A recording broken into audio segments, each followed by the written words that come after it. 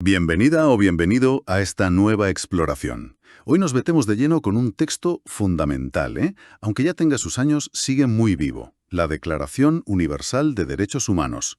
Tenemos aquí unos extractos clave y, bueno, la idea es entender no solo qué dice, sino por qué se dijo así en su momento y qué significa o qué debería significar hoy.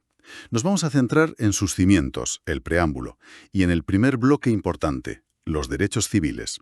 La fecha clave, 1948. El mundo, pues, acababa de salir de una guerra brutal y se notaba la necesidad de poner unas bases éticas comunes, universales. Queremos ver cómo este documento intentó ser esa respuesta, qué aspiraciones puso sobre la mesa para todos y cómo definió esas libertades básicas del individuo. Venga, vamos a desgranarlo. Exacto, es un documento que adoptó la Asamblea General de la ONU, en París además, y el contexto, como dices, es crucial. Veníamos de actos de barbarie, como dice el propio texto, que habían golpeado la conciencia de la humanidad. Y es muy importante entender su naturaleza, particular.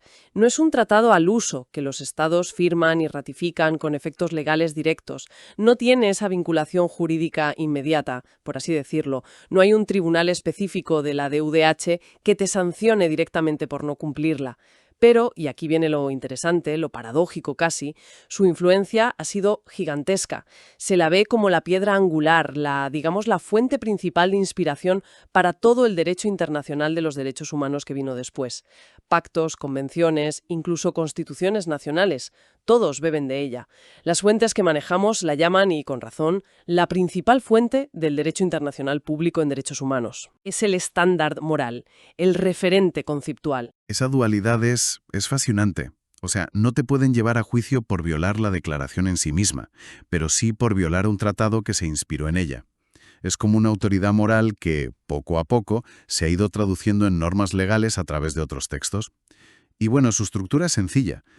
Un preámbulo, que es como la declaración de intenciones, y 30 artículos, que tocan todos los palos: derechos civiles, políticos, sociales, económicos, culturales.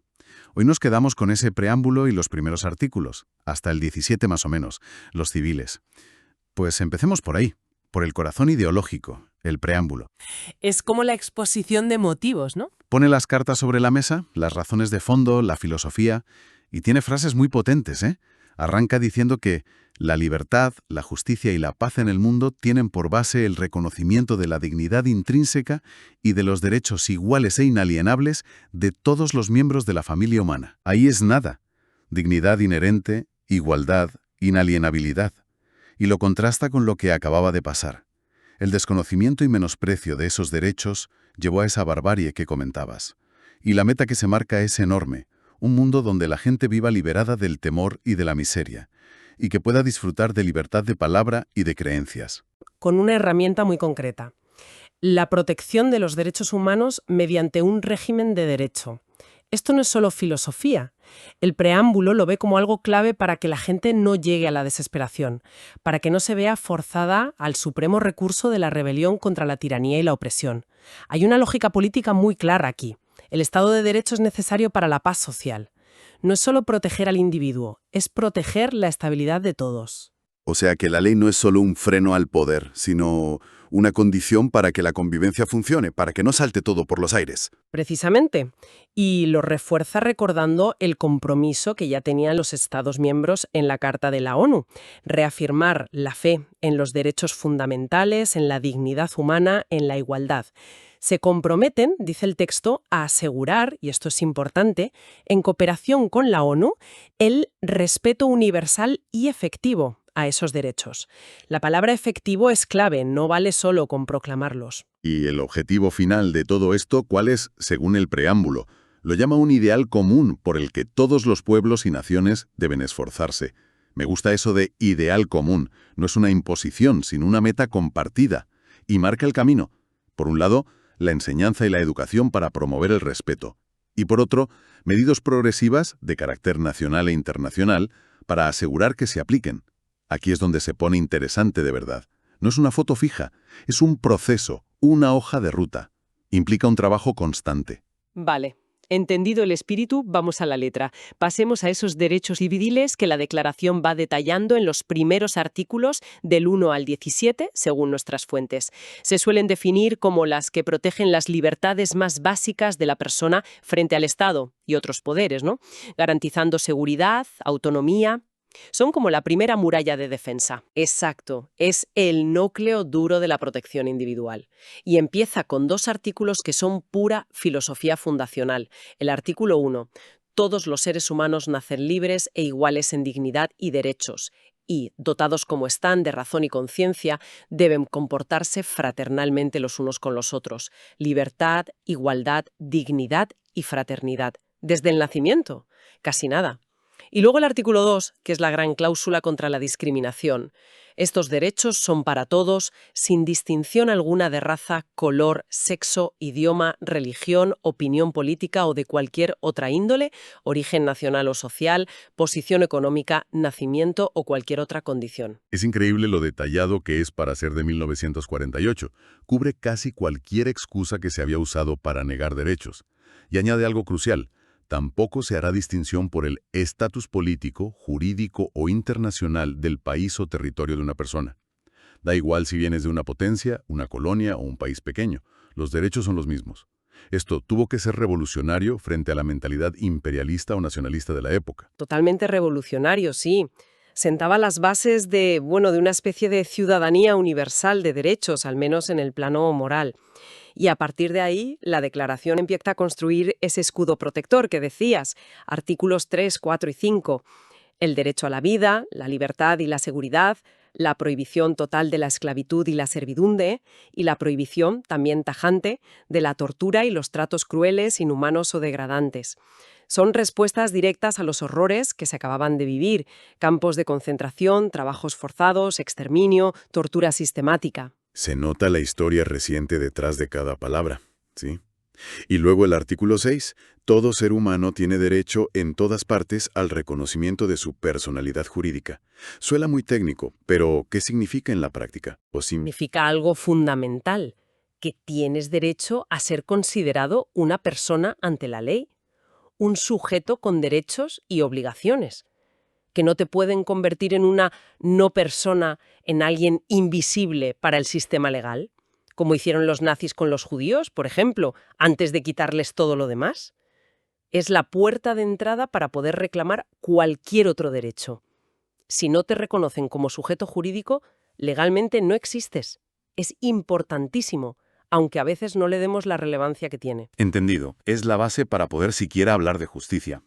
Y precisamente de justicia van los siguientes artículos, del 7 al 11, que entran ya en garantías procesales, ¿verdad? Correcto. Construyen lo que hoy vemos como los pilares de un juicio justo y del Estado de Derecho. Artículo 7. Igualdad ante la ley y protección contra la discriminación al aplicarla. Artículo 8. El derecho a un recurso efectivo ante tribunales nacionales. O sea, que si te violan un derecho fundamental, tienes que poder ir a un juez a pedir amparo. No basta con que el derecho esté escrito. Artículo 9. Prohibición de detenciones, prisiones o destierros arbitrarios. El Estado no te puede quitar la libertad sin causa justificada y sin seguir un procedimiento legal.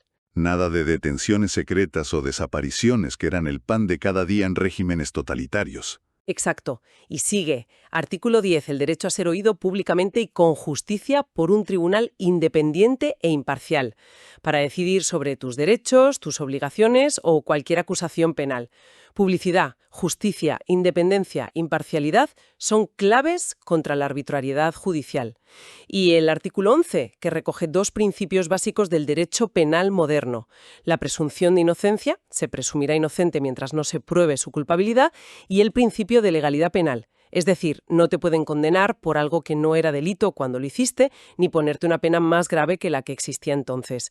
No hay crimen ni pena sin ley previa. Viéndolos así, del 7 al 11, es como si estuvieran diseñando el manual de un sistema judicial decente, ¿no? Un blindaje completo contra la injusticia en los procesos. A la arbitrariedad del Estado en lo judicial y penal, aprendiendo de las lecciones terribles del pasado. Y ese escudo protector se extiende a otros ámbitos más personales. El artículo 12 protege contra injerencias arbitrarias en la vida privada, la familia, el domicilio o la correspondencia. Y también contra ataques a la honra y la reputación. Es el derecho a que te dejen tranquilo, a tener tu espacio propio sin que el Estado u otros se metan donde no les llaman. Pensemos en la vigilancia masiva, registros sin orden judicial. Pues este artículo intentaba ponerle coto. Y de la protección del espacio privado pasamos a la libertad de movernos en el artículo 13, derecho a circular libremente y elegir dónde vivir dentro de un Estado, y derecho a salir de cualquier país, incluido el propio, y a volver a tu país. Esto también debía ser muy relevante en la posguerra, ¿no? Con millones de desplazados, refugiados y el inicio de la Guerra Fría con el telón de acero. Sin duda, era afirmar la libertad frente a unas fronteras y unos controles estatales que muchas veces se usaban y, bueno, se siguen usando para limitar la vida de la gente.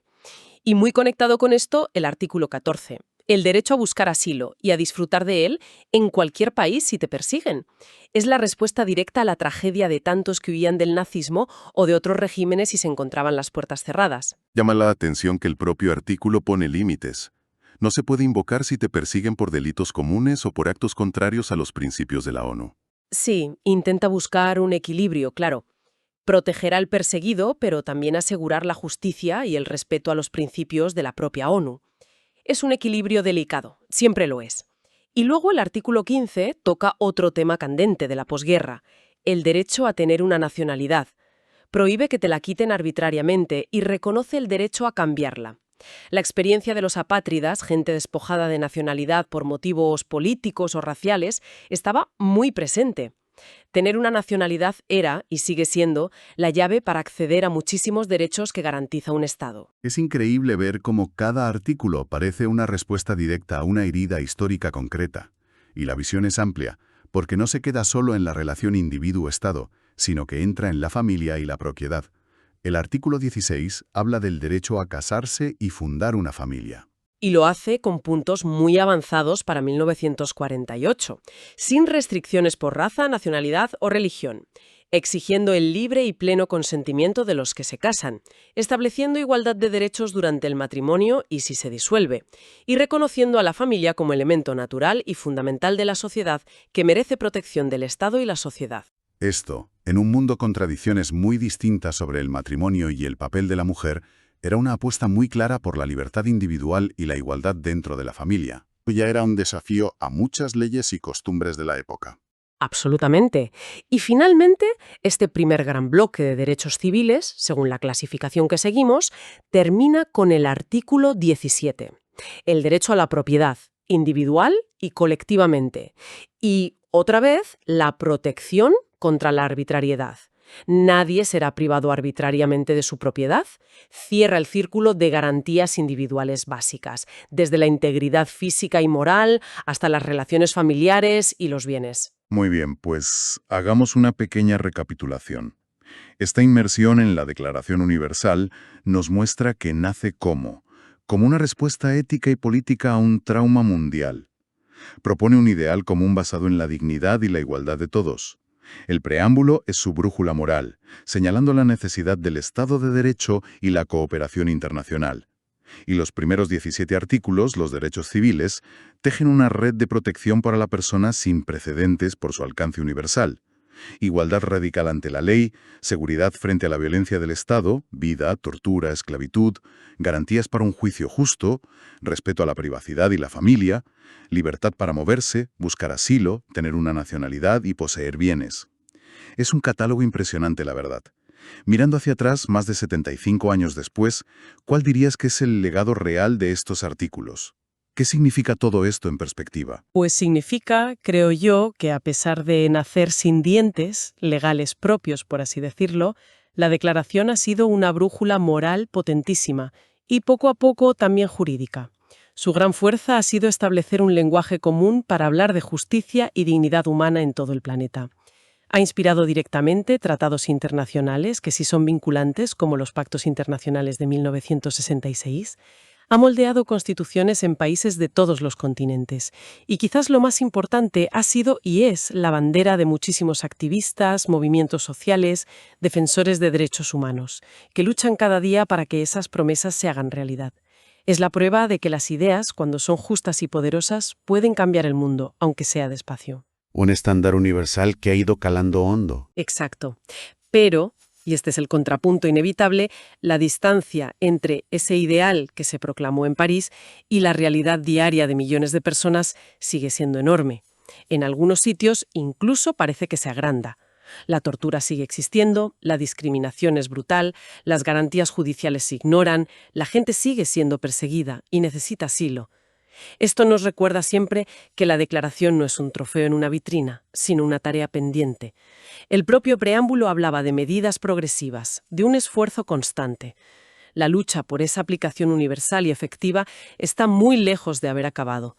Es un horizonte, no un lugar al que ya hayamos llegado. Totalmente de acuerdo.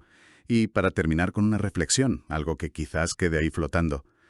El artículo 2, con esa insistencia tan fuerte en la no discriminación por origen nacional o por la condición del territorio, ¿cómo casa ese principio de universalidad tan radical con un mundo que sigue fragmentado en estados, obsesionado con las fronteras, las ciudadanías que excluyen, las políticas migratorias cada vez más duras? Ahí hay una tensión, una tensión fundamental, un choque entre el ideal de una humanidad compartida y la realidad de un sistema internacional basado en la soberanía estatal y la diferencia. Es una pregunta abierta, incómoda quizá, pero esencial si queremos tomarnos en serio ese ideal común de 1948.